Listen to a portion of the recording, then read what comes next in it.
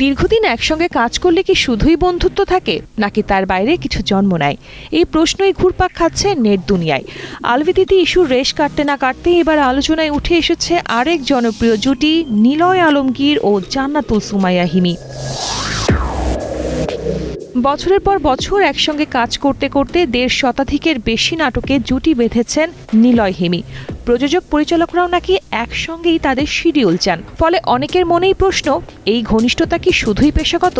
বিশেষ করে আলভি তিথির সম্পর্ক সামনে আসার পর নতুন করে গুঞ্জন জোরালো হয়।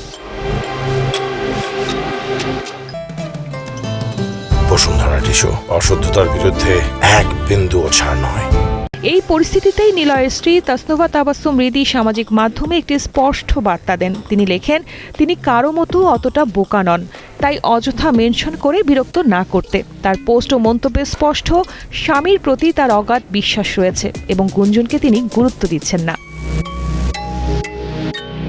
আলভি তিথি প্রসঙ্গ, ইকরার আত্মহত্যা নিয়ে চর্চা, সব মিলিয়ে যখন সম্পর্কের সমীকরণ নিয়ে প্রশ্ন উঠেছে, তখন হৃদির দৃঢ় অবস্থানই যেন সবচেয়ে বড় বার্তা। এখন দেখার বিষয় এসব আলোচনা কতদূর গড়ায়, নাকি সবই থেকে যায় নেটিজেনদের কল্পনায়।